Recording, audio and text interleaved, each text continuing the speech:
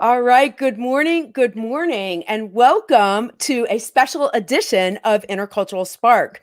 So, I am excited to be here today with my now good friend, Lucky Church. Lucky is, I like of everything he does. I like the favorite thing I like him. He just says he's an all around badass. And he is. He's actually amazing. He's long time he had a band where he was, I guess, the manager and the lead musician. He works with Munga Creative Group, and he's a longtime friend and promoter with the Billy Porter, who we saw on Jimmy Kimmel Live last night. But we're actually going to talk about, I'm not even going to tell you, we're going to dive right in and do it. So welcome to Intercultural Spark, that show about the spark inside each of us that drives you to spark change in the world, particularly in the areas of diversity, equity, inclusion, communications technology, and just creative entrepreneurship.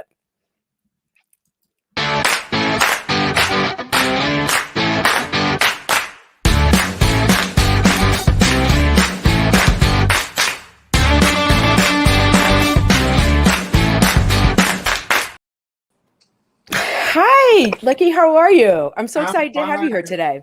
Thank you. It's a pleasure to be here on the show with you. Thank you for having me. Oh, my pleasure. And so I have this little known genre of fitness called interpretive aerobics. And since I love fitness as well, I open the show each time with it's a fitness exercise that I hope you'll join me with, but I always like it to tie into what we're going to be talking about for the day. So with no further ado, we have our flash exercise. I love it. I love it. I love it. Absolutely. Because I love being healthy and working out. So that's awesome. Fantastic. So for everyone joining, if you're watching live or Lucky, I hope you'll join with us. This is actually a basic bicep curl. So if you have a weight or a book or something at your desk, basically, I want to do this one for two reasons. So you always want to isolate shoulder to elbow, and it's just a lift to your shoulder and then back down to the thigh. And so the focus is, you got it, cell phone is good. The focus is to keep your elbow under your shoulder and to get that full range. So it reminded me, so that's your bicep curl, reminded me of our conversation for two reasons. One is that's actually where you get your vaccine. And I know you and I have both done that. And I want to talk about that. Yes. But the other thing about the bicep, when you look at people and you look at their muscles, a bicep is a really good show off muscle. Yeah, it is. Right? Yes. I want to point at everything when mine looks good. Right, exactly. Oh, it's over there. Yeah, exactly. So, and you and I wanted to talk about kind of when people first see things and make assumptions. So I figured a show off muscle was a good entree to people making assumptions just from things they see. Yeah. So this came about, Lucky and I, we were introduced through a friend and we were talking on the phone, and correct me if I got any of the details wrong, but we're talking on the phone and Lucky was talking about, you had, and you'll share with us some medical things, actually quite a lot over the past months. And you were talking about feeling that as a Black man, that you were not getting the same treatment. And I could tell where you were going. He starts to go, we were on phone. We didn't have visual. He started saying, you know what I mean? And so I threw him, well, as a white woman. I love it.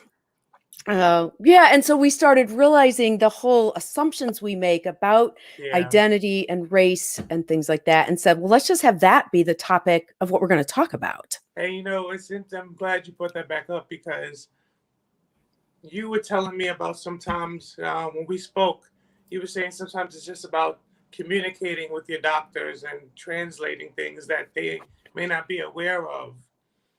So recently I spoke to one of my doctors, because I recently had a little bit of a hearing loss, and he kind of treated it as matter of fact, and like it was no big deal.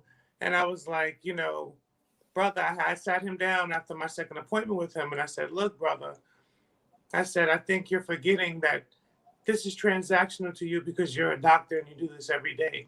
So I said, I understand that. I said, but I need you to understand that there's also a human behind the transaction. And I kept the race thing out of it, because sometimes I think we do get a little jumpy and think that everything is based on race when maybe it's not, when maybe it's just a lack of information sometimes. You can definitely tell when it's something more racial, because those things can usually be blatant, even though sometimes it can be subtle. Um, but after just talking to him, he sat back and he was like, "Oh my goodness, I didn't realize that you felt that way, and that how I presented myself made you feel uncomfortable, or as if there was no hope." And I said, "Yes, that's how you made me feel, like it was hopeless, and I'm just going to lose my hearing, and that's it." You know what I mean? I said, even if that is the truth, at least give me some kind of hope and understand that I'm a human being. And then that just opened up a whole new relationship between me and my doctor. Hmm. So it's interesting. I'm going to just add this picture because it's, you know what, actually, I have to say this out loud. So a couple things. And for people who are watching, I invite you to ask questions and join in our conversation. So here's what's fascinating. We said that we were going to talk specifically about race. And it's really funny. My hands are a little sweaty and, Mm-hmm. and I'm already like, am I allowed to say that? And yet it was my show. And I said, we were going to talk about this. Yeah, So for yeah, people watching, we are using terms like white and black. And Lucky, yeah. just to confirm, your preference is you identify as a black man as opposed to African American, Yeah, I correct? just identify as a black man. Yeah, Okay. and And is it's not really a that whole African American thing. It doesn't work for me. That's all. okay. And is there any reason why it doesn't work for you, or how does it It's connect with you? it's just that I connected with the word black as a kid. I remember hearing, about black is beautiful, black pride.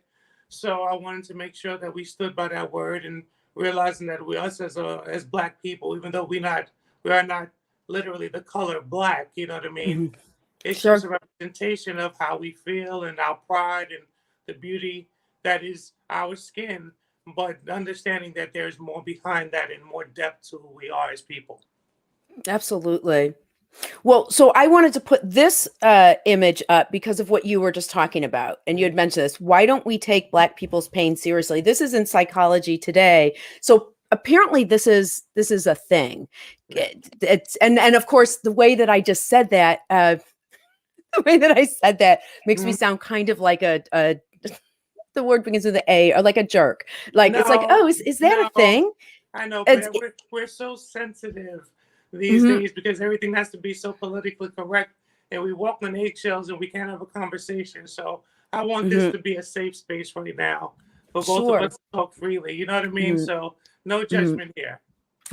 So is that a thing then? That idea that, or where does that even come from? That happens where people think that, do you have any idea where that comes from? Where people Well, would think that someone I, doesn't feel pain differently? yeah, I can only speak from personal experience Hmm. and from the experience of some, the voices I hear within my community and my family and friends.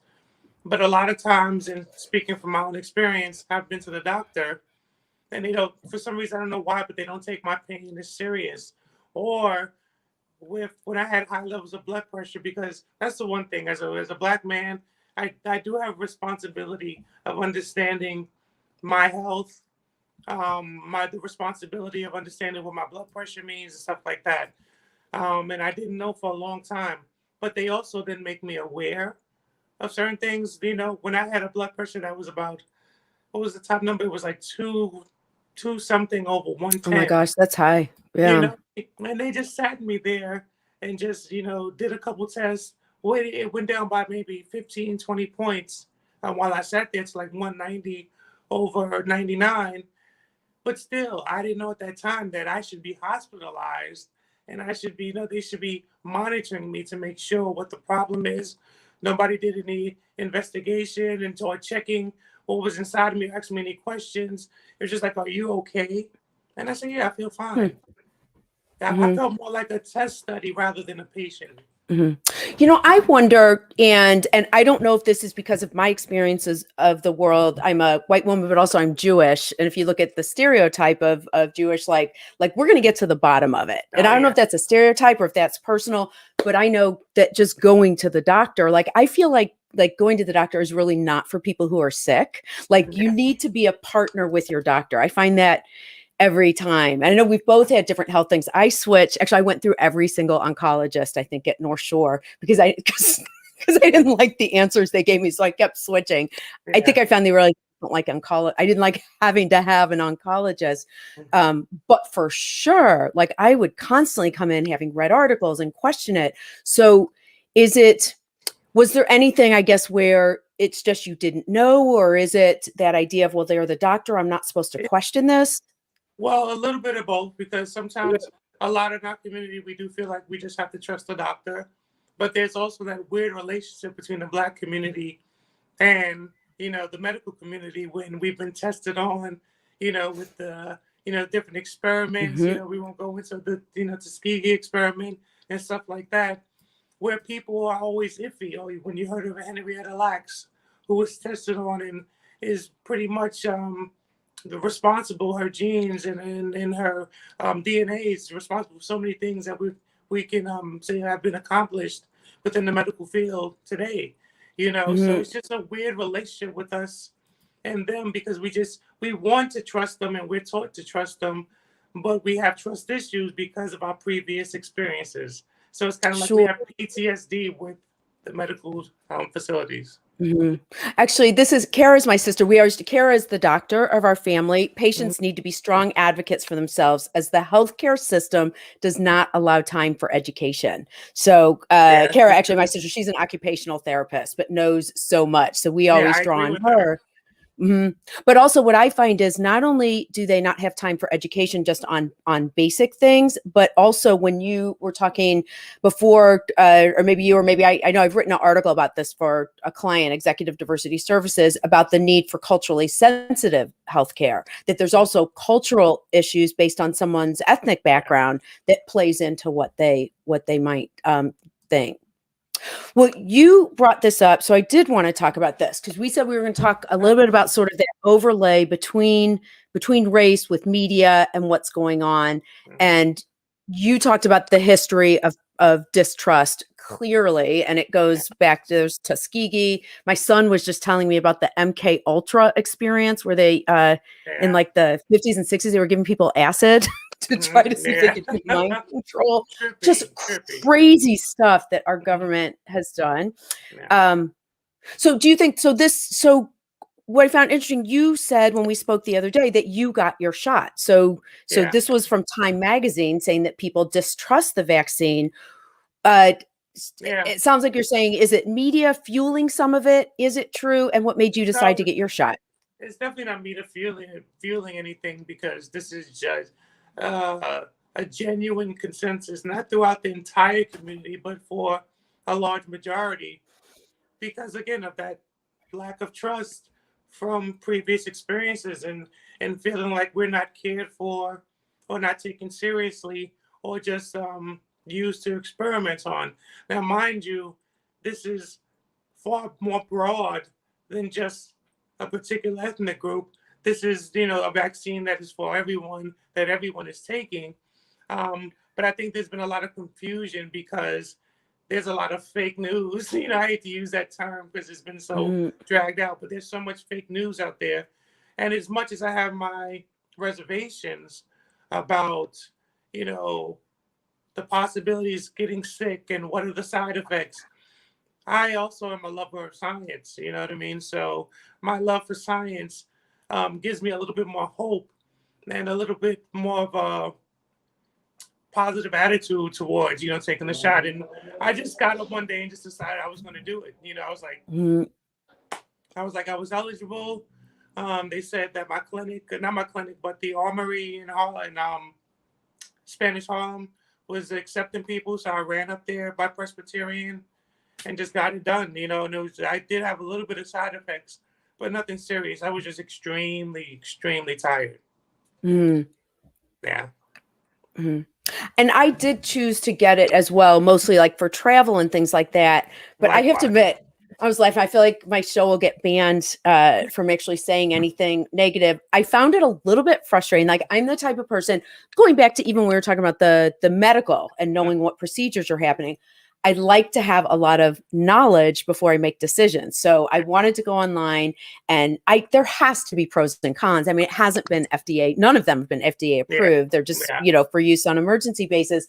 you can't find anything. It was the first time, not only did I not trust the government, I'm like really good. If we want to do a whole other show on Yeah. conspiracy theories, I could be like all over it. Yeah. But now all of a sudden I'm like, well, how did the government or whoever it was like get anything negative taken off the internet Yeah. about any of the vaccines? I thought that was a little Yeah. I strange. mean, when you are the person who is the whiz behind the curtain, you can do whatever you want. You know what I mean? And there's a certain level of powers that you will never understand, the capacity of their reach, but it is what it is. And you have to still kind of use your own knowledge and do your own and dig as deep as possible to find the best research you can to get the results and get out there and be proactive for yourself. Mm. And at some point you just have to take that leap and be like, Yeah. all right, I'm just, here's what I need to do. Yeah, exactly. So let's talk a little bit more about COVID. So Lucky, actually, you know what? Before we talk about COVID and like your whole past year, which is not even year, your past 6 months feels like it's just been like pure hell. Before I do that, by the way, Stephanie, hi Stephanie. So good to see both Stephanie and Care here today. I appreciate your authenticity and insights. What I wanted to do, because I'm about to talk about, if that's okay, kind of some of the stuff that you've been through, because I do want to look at how COVID has impacted us differently.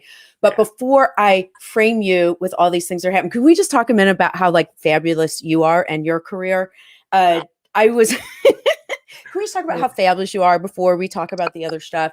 I was just watching Jimmy Kimmel last night, and of course that got me into a deep dive into just Googling Billy Porter on the internet, which, by the way, this is so funny. Lucky was going to be on the show a few months ago, and I'm like, he works with Billy Porter. I have nothing to wear. So like I went and got this shirt. It's got like a little band and a flare and arms. I love it. Because I felt like if I had you on the show, I had to like have some kind of shirt or outfit that matched Billy the caliber. He'd give you a 10. He'd give you a 10. I know that for sure. Thank you, Lucky. Thank you, Billy. I love it. So, can you just talk a minute? You work with Munga Creative Group, but talk a little bit about what you do and sort of. You said you like to network and inclusive everyone, but talk a little bit about the circles that you work in and what you do. Yeah, so I work with Munga Creative Group, as you said, and for that company, I started with them a couple of years ago, kind of as a freelancer. And our first deal that we actually did together was with the Wu-Tang Clan, where I was hired to do creative direction for the Governor's Ball show. And then they ended up taking that stuff on them with the entire tour. But that was how Mungo and I bridged our first relationship together. And it was exciting. And we just said, let's figure out how ways we can work together. Fast forward to now, where I am the director of client relations, social media management, and now PR, which we just extended into PR because I've been doing PR for a while now. But we've signed great clients from all the record labels, from Universal Music Group, E1, Island Records. Our CEO is Glenn Mungo. He's amazing and a dear friend and partner as well. We've also, like I said, worked with Billy Porter on his social media, and now I'm expanding into a new lane with Billy, so I'm excited about that and more news to come in the future. That's great. But I've done so much within fashion, working with like people like DJ Khaled through my friend Terrell Jones. Shout out to Terrell Jones. Fat Joe also worked with Terrell Jones through that. And my business partner Ty Hunter, who was the creative director and stylist for Beyonce for over 20 years. And now we're working on projects with one that I can't really talk about, but it's a show that he's going to be on. But I'm having you back so that you can tell me about it. And I'm going to bring him on the show for you too. So fantastic! And we'll do that for you. But yeah, done so many great things in this industry, and it's just a blessing to be able to still thrive when the world has hit so much chaos in the past year. When a lot of companies were kind of tumbling, we were able to kind of pivot because the whole world was staying home and everything was content driven, and content is now a bulk of the business we do, like music videos. Sure, because so much is online now. So everybody's sitting at home and everybody needs new creative content, so we're the guys you call, and girls. We have some lovely ladies that work with us too. It's not just about the Yeah. voice. Well, I like looking at you know that you're cool when you don't actually have to sort of say what you do. Because I'm always about like, let me just list, like, let me validate myself by listing everything that I do so people know that I'm important. And then I went to the Mungo Creative website and it was kind of like, if you're cool enough, you will know that you need us. Like it just Uh, had a video of the work and that was it, you I know? love that you said that. I'm gonna have to take that from you. That was brilliant because that is our attitude. We're the rebels of the industry, and if you're looking for something cookie cutter or something boxed up like the norm, that's not us. We're not going to be a fit for you. We're completely outside the box. We love to be innovative and ahead of the curve, and we like to build our own curves as we move forward. Mhm. Well, it also looks like you put depth in well as well, because I was looking at just reading the Billy Porter on Instagram, and it was sure. I mean, he always looks fabulous. Yeah, That's who he is. But there was a lot of social justice and cause commentary and things like that. There was a lot of depth to the yeah. Instagram that gave a full picture of him. Yeah, because it's important. The one thing for Billy, it was important for social media, not just to be this plaything, but it's about being an extension of his real voice and who he really is. He's not Hmm. searching for the amount of likes. If he has a message and he wants to tell you something, he's going to tell you. And Hmm. whether he gets to 10,000 likes or 500,000 likes, he's always going to be authentic to himself, his brand, and who he is as a person. And the one thing I can say is he's one of the most phenomenal human beings that I've ever worked with. Besides him just being a personal friend, Hmm.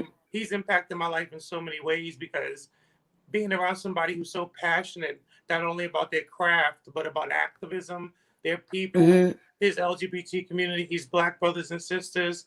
Like, how can you not be inspired by somebody who's driven by their passions and just wants to not only succeed themselves, but see everybody around them succeed just as much and wants to just constantly empower people and using his platform Hmm. fearlessly to continue to empower people. So, bravo to Billy, and I love him. That's my brother for life.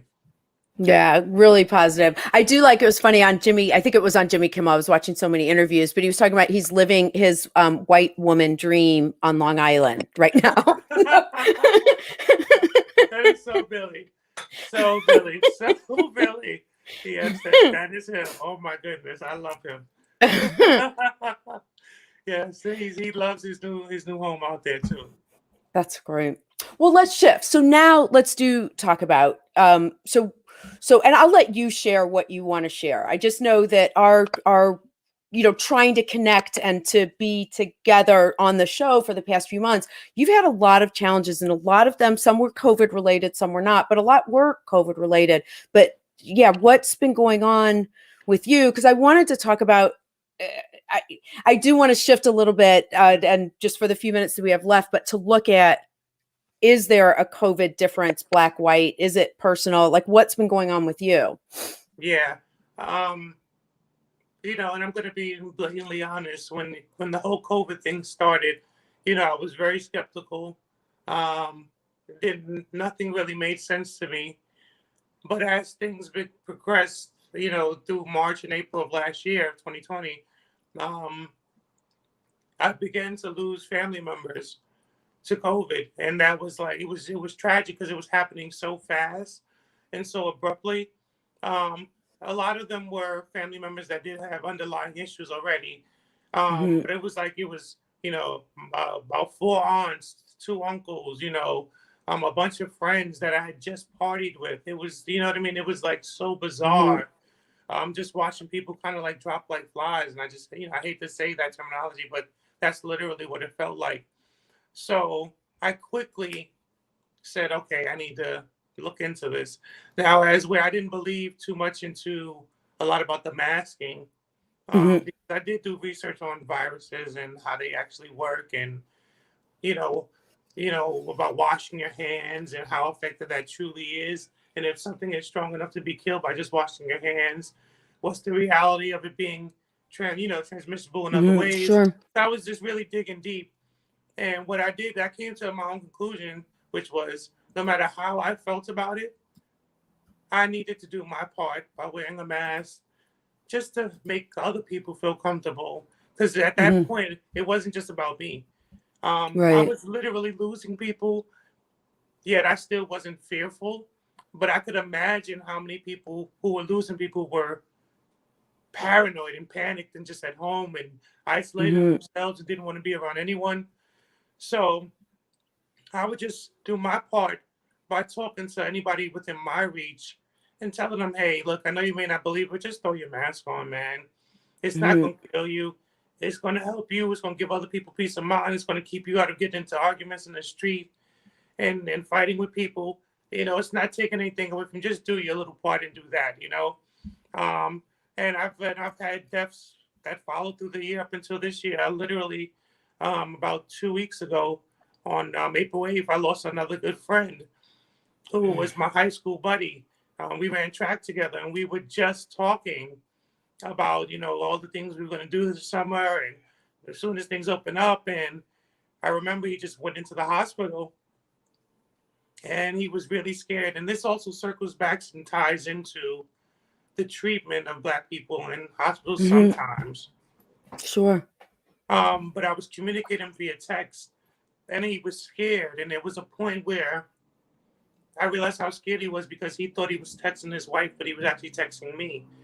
And he was like, he was like, Mm. baby, he was like, why aren't you responding to me? I can't breathe. I need you. And Oh, wow. it was a reality check for me that I wasn't ready for. And Mhm. then I responded to him. I was like, hey, I can be baby too. I was trying to make him laugh and take Mhm. him out of that Sure. mood. And once we started he spoke, he was like, yeah, he said, my fiance is the only one who knows how to calm me down when I can't breathe and I'm here in the Mm. hospital. And he said, they keep telling me they want to put me on the ventilator and I'm scared. Mhm. And I was, and then I said, well, there's a mucus. And they didn't tell him that he had COVID. That was the other thing that I Hmm. found very shocking. He didn't know. And I guess they didn't want to get him excited and get him hyped up. And then Hmm. the next thing That you is know, strange. I texted him one more time and said, hey, I love you, brother. You're gonna be fine. You're gonna get out. And that was the last time I heard from him because that same day they had put him on a ventilator, and within 48 hours he was gone. Wow. Yeah, and I lost my brother the same way. My oldest brother, earlier this year. It wasn't really COVID related, but it did have a lot of the alignment with COVID. Mhm. So I don't want to put that on COVID per se, but from my mindset, it definitely had something to do with it. Mhm. Now, I'm yeah, I'm so sorry for all that you went that all that you've experienced.